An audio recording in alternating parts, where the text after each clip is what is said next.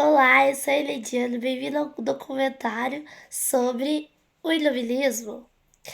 A gente vai começar explicando sobre a ideia do iluminismo, que é a minha parte do trabalho. Desculpem a minha voz e vamos lá. A ideia iluminista teve um grande impacto nas colônias americanas, especialmente durante o século XVIII. Inspirado por pensadores como John Locke, Voltaire, Montesquieu, os colonos começaram a questionar o poder absoluto dos monarcas e dos europeus, e a buscar ideias de liberdade, igualdade e fraternidade nas colônias. Essas ideias começaram a alimentar movimentos revolucionários como a Revolução Americana em 1775 e 1783, onde as três colônias britânicas se uniram para lutar contra o domínio inglês e estabelecimento estabeleceram os Estados Unidos como uma nação independente. A influência iluminista também se estendeu à Revolução Francesa, que foi entre 1789 e 1799, onde as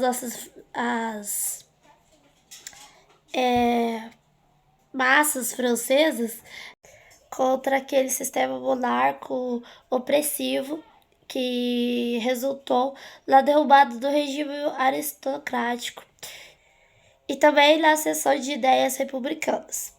Esses eventos marcaram o início de uma era de mudança política, social, onde eram os princípios iluministas que moldaram os fundamentos das sociedades modernas, promovendo a democracia e os direitos individuais e o Estado de Direito. Hoje, Monique, eu quero dar uma explicada de como era a Europa antes do iluminismo, como que ela funcionava. Primeiramente, a gente tem que rever essa questão de política, como que era administrado o negócio todo. Antes, a igreja ela tinha muito poder, as pessoas ouviam demais, e todo o poder era centralizado no rei. Que, no caso, era uma forma de poder absolutista, onde ele era centralizado. Ele era a única forma de poder que tinha. Antes, a igreja, ela administrava a maioria das coisas. Se você queria fazer algo, a igreja que iria dizer como faz, se deve fazer. Não tinha muito, porque a igreja que lucrava no final de tudo. E também tinha o problema que era o absolutismo, que só o rei que iria comandar as coisas. Entrando mais nesse assunto do absolutismo, como eu tinha dito, o poder era centralizado no rei. Era ele quem definia as leis e normas. Ele enviava os impostos pro povo pagar. E ele era, no caso, o símbolo central, no caso da situação toda. As pessoas, elas eram obrigadas a seguir todas essas leis e regimentos que ele fazia, senão a pessoa era perseguida, cortava a cabeça. Basicamente isso, era tenso o negócio, porque eram leis complicadas, tinha que pagar bastante às vezes, por isso mesmo que surgiu a revolta. E sobre a igreja era quase a mesma coisa, porque as pessoas elas tinham que seguir o que a igreja dizia, no caso, o que Deus pedia para a igreja dizer, que, não sei o que, se você fazer isso, você tá infringindo as leis da igreja e que você tá fazendo a coisa errada, não pode. Aí a pessoa também era perseguida. Era uma coisa muito tensa. E você não podia se perguntar muito sobre as coisas. No caso do Nascimento, eles estavam começando a descobrir mais assim que a Terra não era o centro. Muito problema também, envolveu muito problema. A igreja sempre tentando desmentir essas coisas, já que simplesmente isso acabaria desdizendo as coisas que ela dizia e perdendo as pessoas que entregavam dinheiro para ela. A igreja acabava perseguindo muito pessoas que tinham novas ideias de experimentos, novos estudos, pesquisas, que acabavam fazendo uma contrariação contra ela. Qualquer palavra que se dissesse ia ser ruim, como assim também era pro rei, né? Porque as coisas eram pra ser do jeito dele, e às vezes nem ele seguia as regras mesmo dele, que ele fazia. Tudo isso o povo começou a perceber que estava errado, estava estranho, que ele não tinha direito nenhum.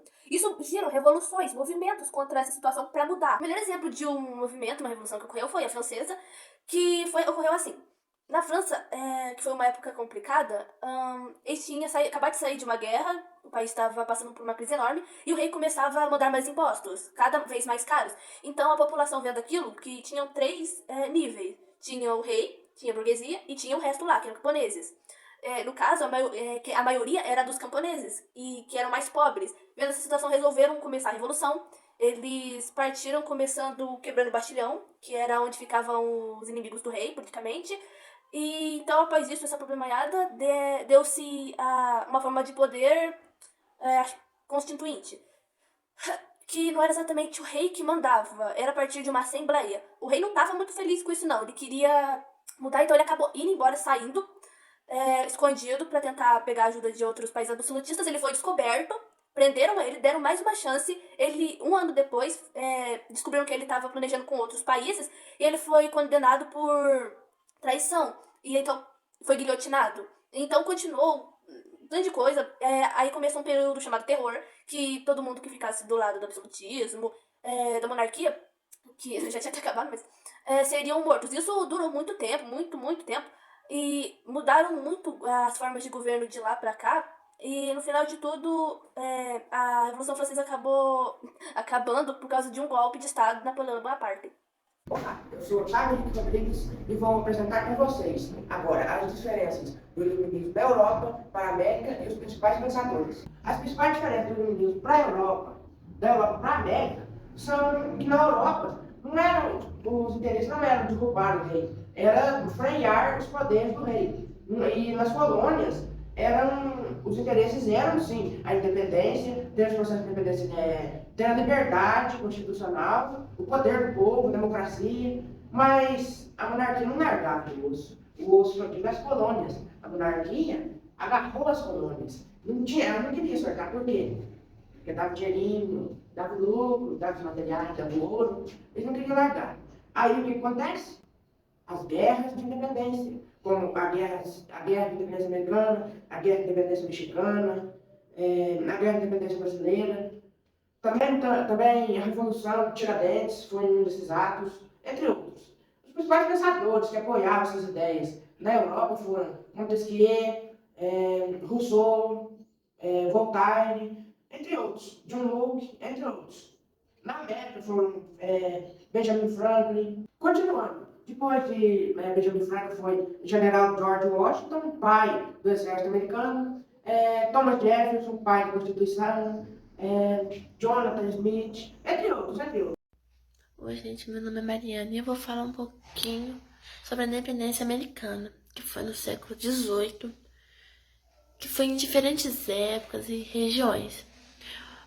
A independência americana trouxe algumas guerras, mas destacando ela, a Guerra da Independência. Movimentos comandados por Bolívar, na América do Sul, e as lutas pela autonomia da América Central, no Caribe. Agora eu vou falar os países que inspiraram no iluminismo, começando pelos países da América, como Brasil, Polônia, Bolívia, Chile, Colômbia e Paraguai. Agora os países da Europa, como Portugal, França, Itália, Suécia e Alemanha. Bom, gente, foi esse meu conteúdo. E foi essa a apresentação do documentário. Infelizmente não ficou tão bom porque eu perdi o vídeo, todo o processo feito, porque eu troquei de celular e ele estava quebrado. Obrigada a todos que assistiram até aqui e tchau.